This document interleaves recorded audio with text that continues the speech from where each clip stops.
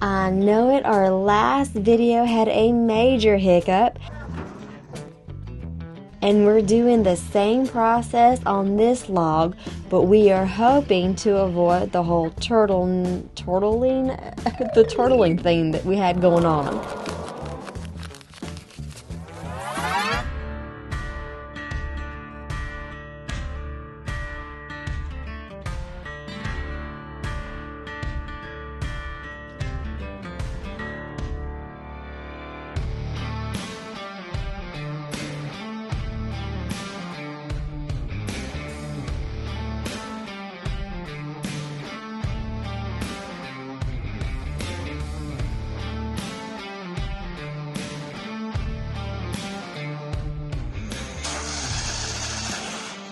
This is a big red oak log, and the idea is that we're going to take the top and bottom off, like top and bottom-ish, if you will. So there's one big hunk in the middle, and this hunk will be further processed, that's a technical Sawyer term, hunk, will be processed on the band sawmill, and this is one of the pros of a swing blade. Kind of chunking it down so it's easier processed by a smaller band sawmill. And have we been griping too much about this Lucas mill? Possibly. We will get into that later in this video as the Lucas does some shining with this log. So Charlie is helping me line up the first cut. That first cut, it's this getting to know you process. At least that's how I see it as a nouveau person who is operating a sawmill. And even though we're lining it up together, we're not exactly sure where the blade is going to land, at least not on this Lucas mill. It is really hard to gauge that. And then you are also not sure how the log is going to cut. There are some logs that are covered in knots, and this thing glides right through them. And then there are other logs, maybe they're on the drier side of life, I don't know. But we have all the issues. And maybe it's us. Or maybe it's me. It is probably me. And sure enough, this log is giving us, or me, all the issues.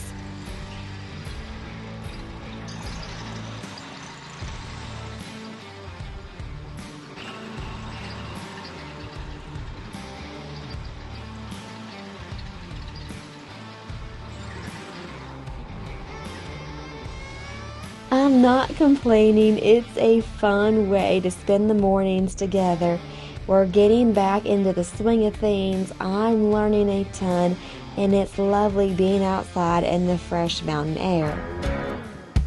Big bad storm is rolling in, by the thunder and the wind. Ain't nothing ever gonna be the same. These April showers don't change a thing. Right for you for 20 long years. Damn you, Heather, you still ain't here. You ain't my mother anymore, and I don't feel sorry for you.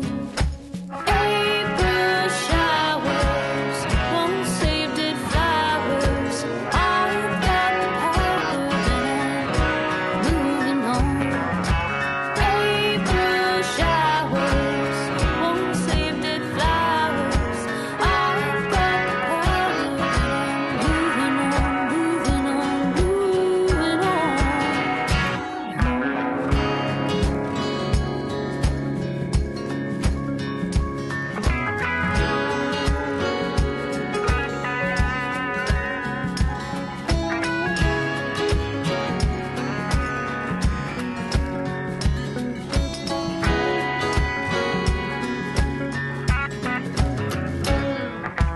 That old house is caving in.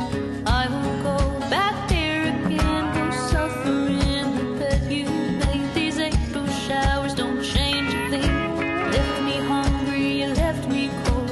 Good Lord, Heather, you've got no soul. What goes around comes back again, and I don't feel sorry for you. April showers won't save dead flowers. I've got the power and I'm moving on. Well, What'd you do? I didn't do nothing. You I hit, was minding my own business, just passing through.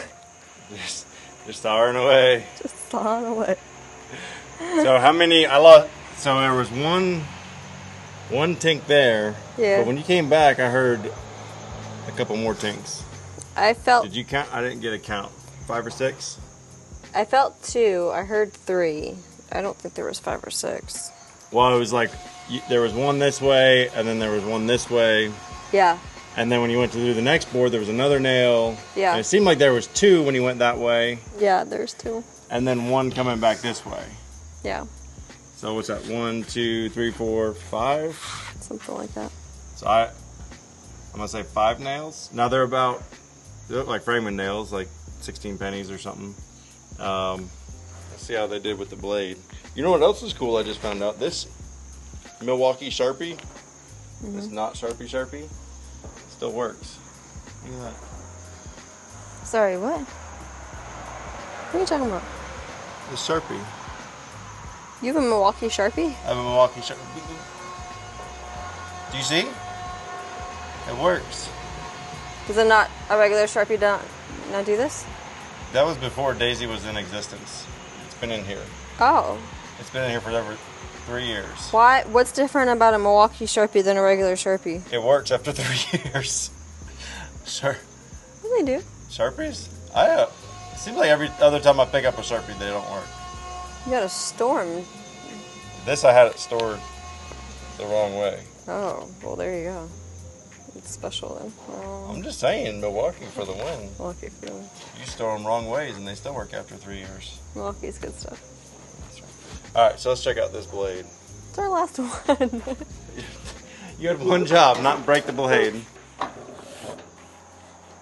Keep putting that handle in there. That handle is useless. Tell you, we got a list. We got to send Australia or New Zealand the or wherever this is. No, it's fine. How does this blade look? As what? How does the blade look? I need to get over there. Just do a little limbo. How low can you go? Can you go down there? Not that low. It looks pretty good.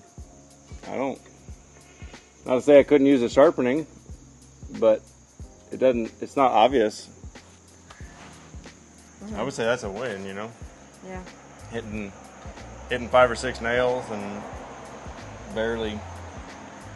I mean, I can't notice it. If I was just looking at it, if you didn't tell me, I wouldn't have known you hit nails.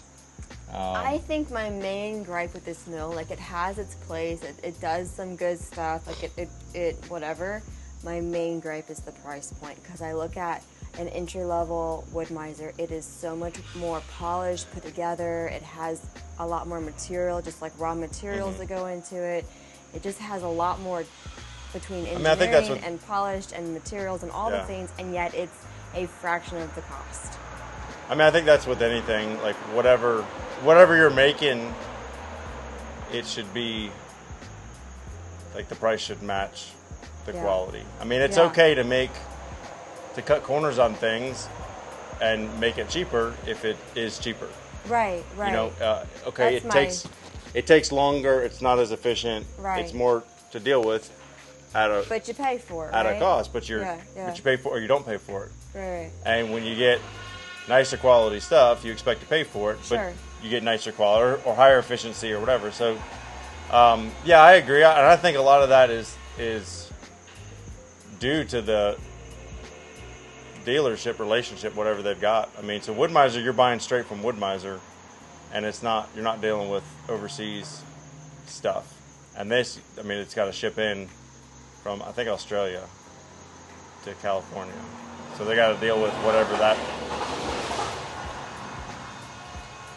I'm thinking from Australia to put them together, like, if you were to go to Australia and buy it, it'd be like $2,000, and that would be. I mean, I'm sure it's cheaper. That would be more than enough. I'm sure it's cheaper in Australia. Yes. But what I'm saying is, even with the shipping and the whatever duties and the this and the that and the markup because of the distributor, and okay, you go from $2,000 to 5, 6, not 20. Like. Yeah. Anyway, all right, let's sharpen her and get back to milling.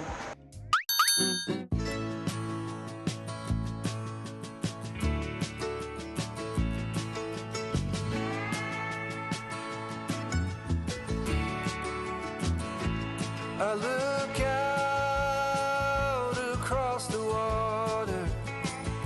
I smell the song, I feel the breeze, but in my heart I hear the calling of my old home. Alrighty, so we got lucky on that first side. It had a bunch of nails and our one and only blade is still cranking along.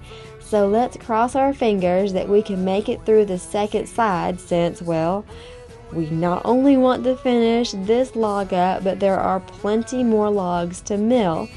And yes, we probably should order that re-tipper thingamajig. See on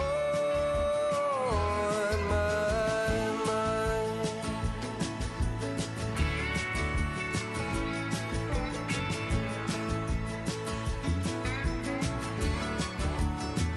From Reaper's Fork to Watertown, and maybe Johnson City or Memphis bound. No matter where I go, no matter what I see, I still hear the calling of Tennessee. And who we to know where these rivers flow, or why the wind chooses when and where to blow. The sun is gonna rise each and every time, and I've still got Tennessee on my mind.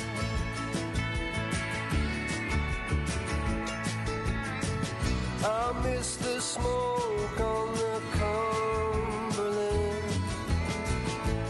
and the fireflies at midnight and the color of the leaves in the fall.